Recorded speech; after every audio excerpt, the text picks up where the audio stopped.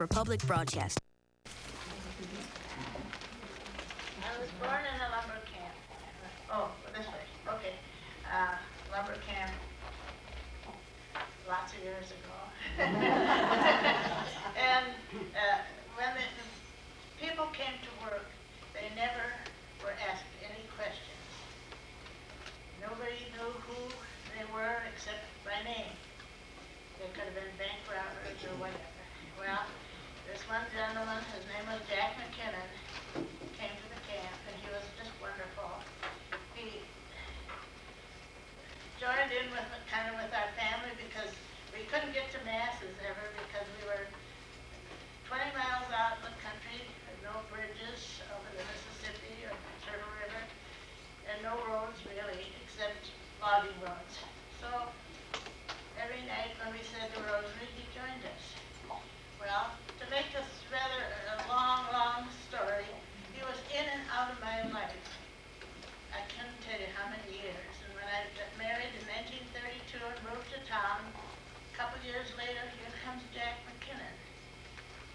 And he was old, ready to find a place to settle down. Well, he settled. He became almost my father, because I got him back in the church again, got him cleaned up. He was in a rooming house. We'd go out and have a few drinks. He was on old age pension, and I think it was $90 a month. He had to pay rent and for meals in this place. And if he ran out of money for meals, then he was in my husband and I little sweet shop. It was Cal's Sweet Shop. Well, anyway, he died. So my husband got busy and found 4 lumberjacks to carry his coffin. The priest was very generous and said the mass, and we got him to the cemetery and brought a little marker for him. And about 15 years ago, a lady rapped on my door. And remember, this gentleman was in and out of my whole life from the day I was. My name is spelled E-L-S-Y-E because he had a big tattoo on his arm, E-L-S-Y-E. And before I was born, he asked my mother if she would, if I was a girl, if she would name me Elsie. So my name comes way back. Well, this lady that rapped on the door, she said, City Hall told me that you would know where Jack McKinnon is buried.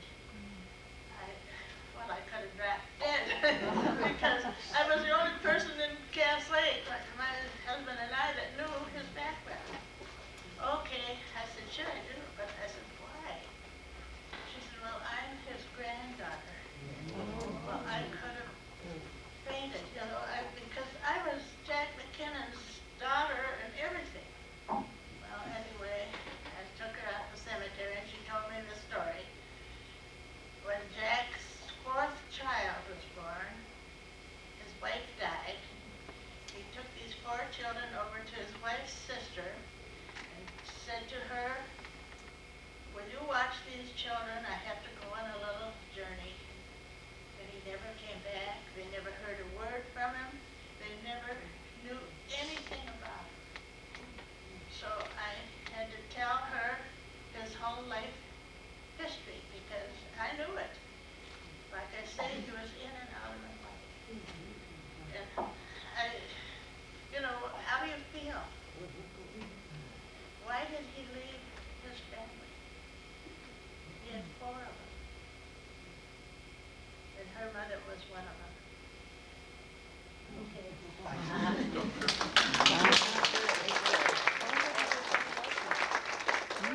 he was telling the story about the farmer worker that came and went. Well, that was Jack. He worked in the camp all winter, and after we left the lumber business, he was at our house in the summer. Just the same way. Thanks, Elsie, can I ask, how did the granddaughter find you? Elsie? How did the granddaughter find you?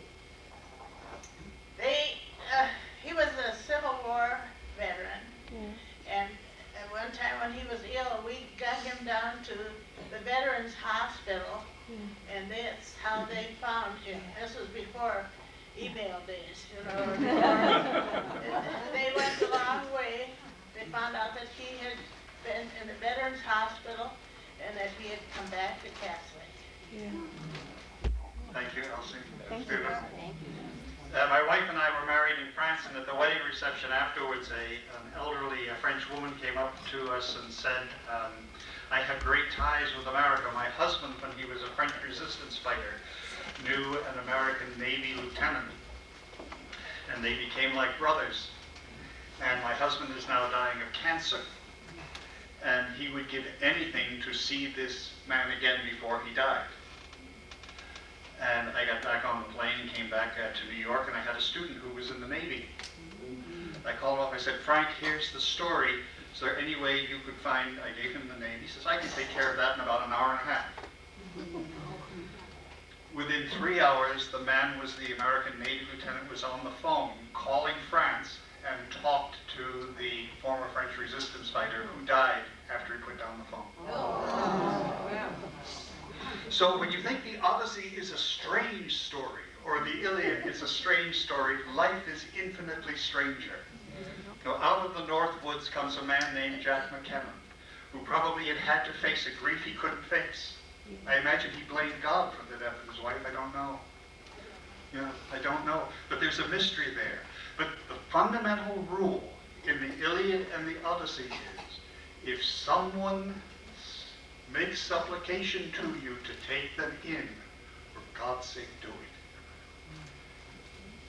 And we know that that's the final judgment. I was hungry, and you gave me to eat. I was thirsty, you gave me to drink. And the puzzle of this is that they didn't know anything about the Christian way of doing things. This is 800 years before the birth of Christ, completely cut off from the Hebrew Old Testament. People who killed each other on a regular basis, from what we can read in the Iliad and the Odyssey. People who got into furious quarrels with each other, people who had an uncontrollable anger. They had this one insight, that God is present wherever an unfortunate person asks us for help. And it's an extraordinary insight. And sometimes we who know all of that disregard that fundamental question. When someone is unfortunate and asking for help, for God's sake and ours, give them the help, or at least help those who do dedicate their lives to them. Anne reminded me the other day, we have an extraordinary woman here in this town whose whole life is taking in strangers and never asking questions. Good morning. Before I forget, here's a surprise. Just copy down these letters. L. In Latin? We'll do it in English this morning in our ordinary alphabet. L, O, G, U, E. Spells Logue. The first name is Christopher. L-O-G-U-E, Christopher. Christopher Logue is the craziest guy alive at the present moment. You can find him on the internet. We think that he's coming up with the most beautiful translation of the Iliad and the Odyssey that's ever been written. You had an introduction to the St. John's Bible, and it's being done page by page and book by book. There's no complete Bible. It's just little sections of it here and there. That's how he's doing the Iliad and the Odyssey. And he doesn't understand Greek. But the critics tell us that what he has done is absolutely spectacular. First of all, because he's a great poet.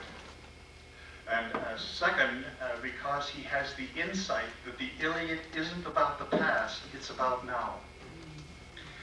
On the internet, you can find a page which tells you that in Boston, Massachusetts, one of the most successful therapy programs for Vietnam vets who still are not all the way home is introducing them to the Iliad and the Odyssey. And allowing them to talk through that story, that disguise, and come to understand that they're in the same position. It's a tremendously successful program. You can read about it on the internet too. just type Vietnam, Boston, Iliad. Okay. Christopher Logue, I've given you. Betty reminded me this morning she was catching up on some reading that she had read about Odysseus' return to his wife. And before I get to the passages I said we're going to read for today, I'd better show you the passage where Odysseus encounters his wife, because it's an extraordinary passage, and it's Sister Lois's favorite passage in the Odyssey, so we want to show it to you. And it's on page 359, 358. Penelope is as wily as Odysseus is, page 358 in the Odyssey. She's as wily as Odysseus is. She isn't quite sure she isn't being tricked by a smooth talker, and so she won't admit that she recognizes. She hasn't seen him for 20 years. She says, well, somebody could be a pretty good actor and could come back and claim that he's Odysseus. And Odysseus says, why won't you just fall down and say, my beloved husband? She says, oh no. oh, no, you don't. And she plays a trick on him. She says, we got to give you some place to stay for tonight. Let's move a bed out of the room. And Odysseus loses it. He says, move a bed? My bed can't be moved. What's going on here? Have you taken my bed away and you got another bed now? Have you really been faithful or have you not been unfaithful? And instead of doing his cool, calculating thought, he gets all upset. He says, my bed can't be moved. And it's that passage I want to look at, because it's an extraordinary insight among the Greeks, whose gods regularly committed adultery. The gods of the Greeks regularly committed adultery. Nobody was safe when Zeus or the other gods were wandering around. And the women were as bad as the men. If Athena or Aphrodite saw somebody they took a liking to, whammo. So you can imagine growing up in that kind of an arrangement. The center of the universe, the sacred as we know it, is one in which the gods can't be trusted for a minute alone with any man or woman around. And you can imagine how did they ever grow up normal if that was their sense of things.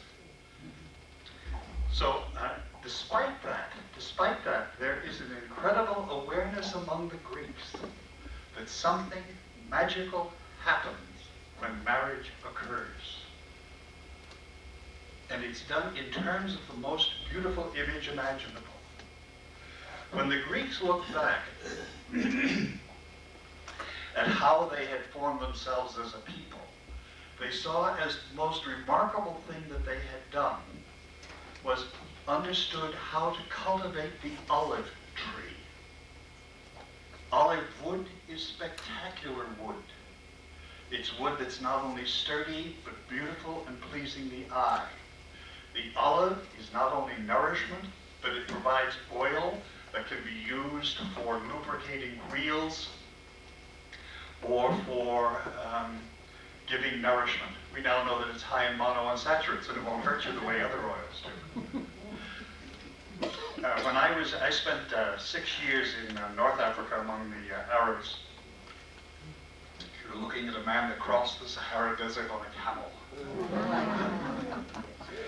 And I used to be amazed when I went by the construction sites where they were building large buildings, because bread consisted of olive oil and red pepper paste on a piece of bread. And these guys were working 14 hours a day lifting concrete blocks. Olive oil and red pepper paste on a piece of bread. And there was enough in that to keep them going for the day. Melissa, you want to try that? We'll have lunch together. So here we go now. We'll start at the bottom of page 358. This is after, by the way, there's a beautiful, beautiful kind of hymn at work here on this page 358. If you look at line 171, Odysseus says to his wife, "You're a mysterious woman." And down at line 179, "You're a mysterious man." And Jack helped us the other day. The mysterious is that which we can never get to the bottom of. Mystery is inexhaustible. Is inexhaustible. Always being amazed. From the birth of each of my children, when I stood beside my wife as she delivered. The mystery became greater each time. How can there be such courage? How can there be such shining? How can there be such ability to endure pain? And it deepens. So here's Odysseus. He cries out to his wife, "By God, woman, now you've cut deep. Who moved my bed? It would be hard for anyone, no matter how skilled, to move it. A god could come down and move it easily, but not a man alive, however young and strong, could ever pry it up. There's something telling about how that bed's built, and no one else built it but me." And then we have this lyrical poem here which says, "Marriage is deeply embedded in the nature of things. There was an olive tree growing on the site, long-leaved and full, its trunk thick as a post. I built my bedroom around that tree. My marriage was at the base of the strength of the culture in which I live." That's how strong it is. When you're fooling around with marriage, you're fooling around with the whole structure of society.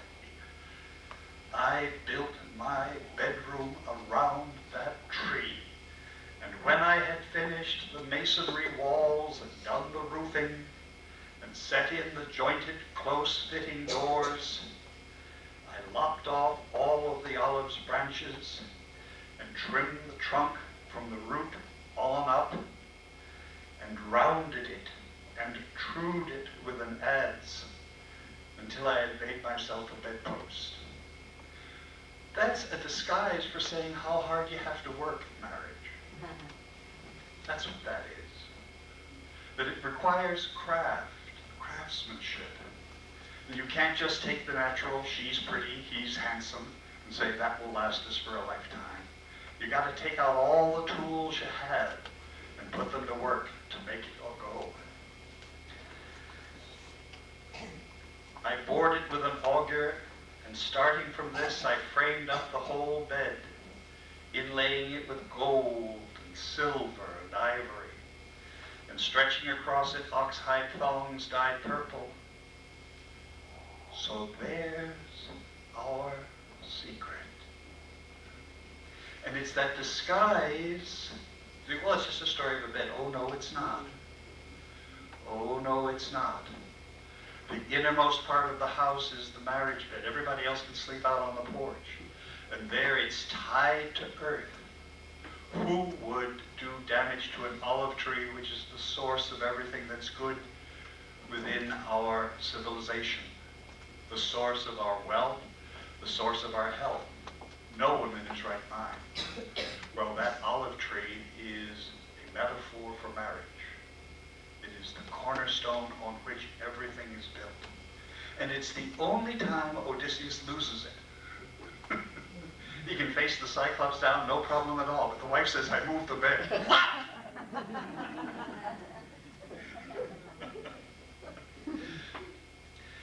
"But I do not know, woman, whether my bed is still firmly in place, or if some other man has cut through the olive's trunk." And that's how deep a thing it is, marriage. Well, thank you, Betty. I would have gone without having done that if you hadn't said you were reading about it.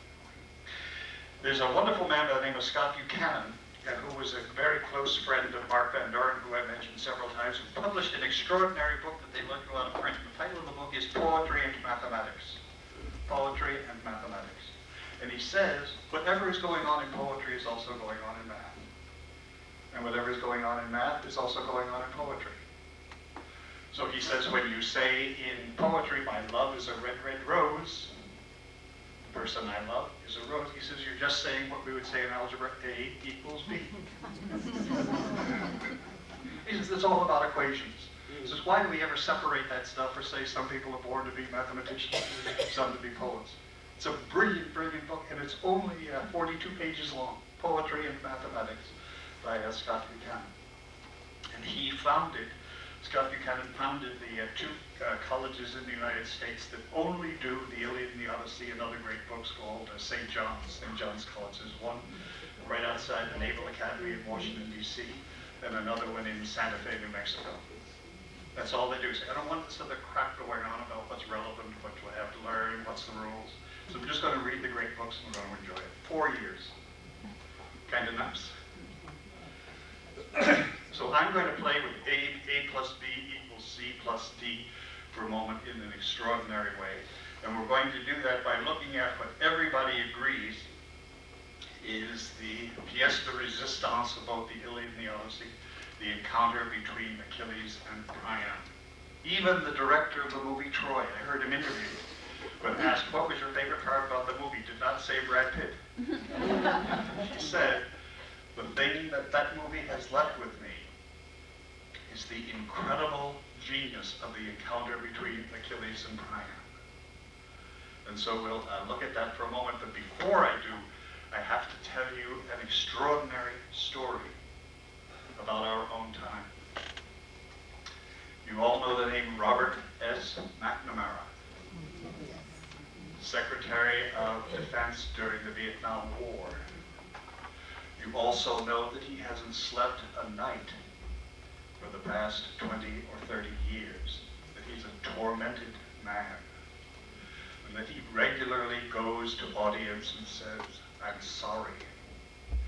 Vietnam was a mistake, and I was a part of the mistake. And he's written 2 books on the terrible mistake he made, and I've watched him on C-SPAN speaking before groups of people who will not accept his apology.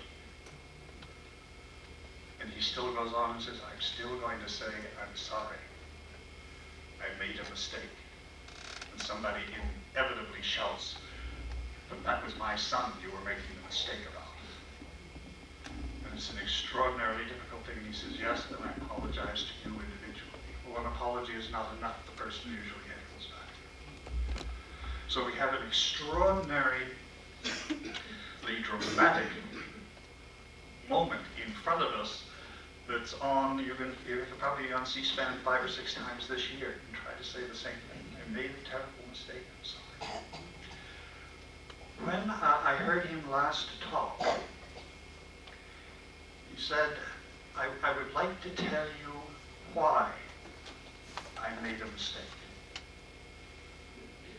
And he said, I would like you to come back with me to the face down we had with the Soviet Union over Cuba. He said, that face down worked out all right. He says, I was part of it. Do you want to know why it worked out? He said, it worked out because of empathy. It worked out for the reason that Elsie took in Jack McKinnon. It worked out because of empathy. It didn't work out because of military might. And then he said, this is evidently the cornerstone of his new book, you cannot wage war without empathy for your enemy. Simone Weil, there are 3 things you have to learn. Force never works. Pity the unfortunate, and never hate your enemy. Listen, are you crazy? You take the most beautiful part of human nature, I empathize with you, and you tell me that's at the base of war? He says, yeah. He says, that's why we didn't go down the tubes when we faced Russia in Cuba. He says, let me explain. We were ready to use nuclear weapons, if necessary, against the Soviet Union because the threat in Cuba was intense. I remember my own father and mother had us hiding in the basement. During that, my father brought home rations from his army post and said, there's probably going to be a war. We were living in New York City. Well, we would have died anyway.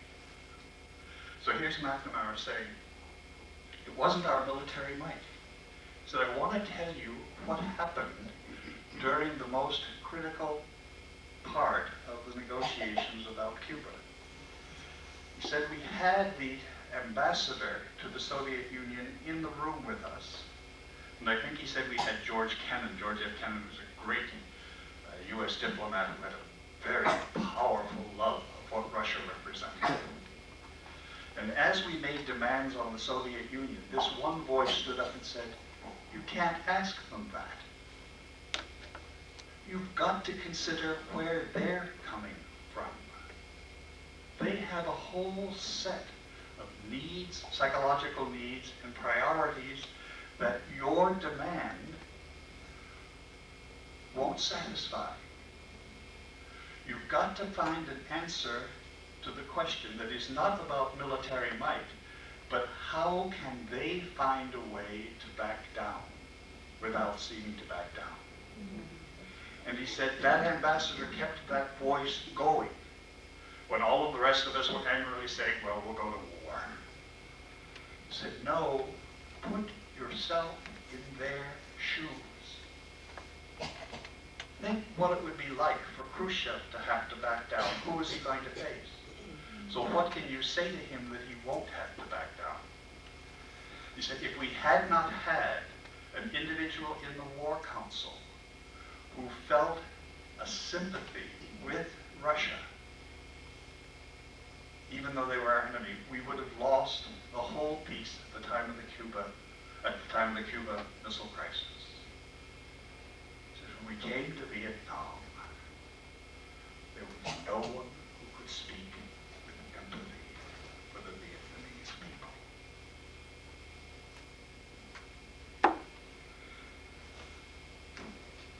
We have only 3 colleges in the United States that will allow you to learn Arabic for a major.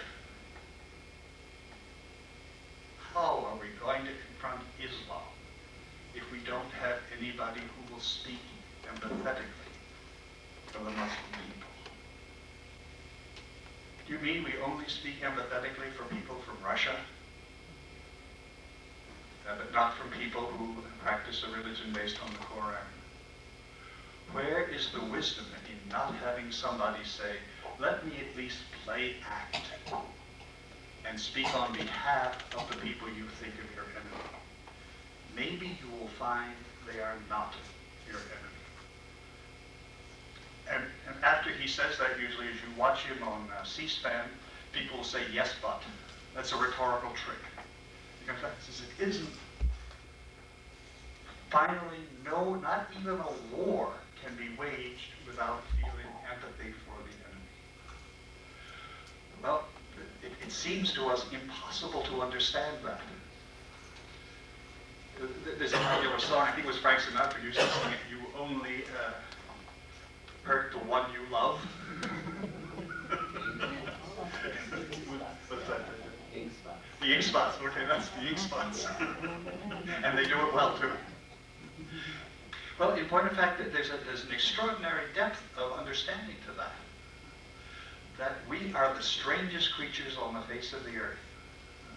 That we seek to hurt those that we love most deeply. And McNamara says, let's put that around. The next time you're going to try to hurt somebody, say before you do it. It would be better if you said it before than after. How can we understand how they feel before we slug them? He said, the only hope I have of a good night's sleep is that somebody in America will hear what I'm saying about empathy. That's the only thing that will come even close to making sense of the loss of the lives of those individuals in Vietnam,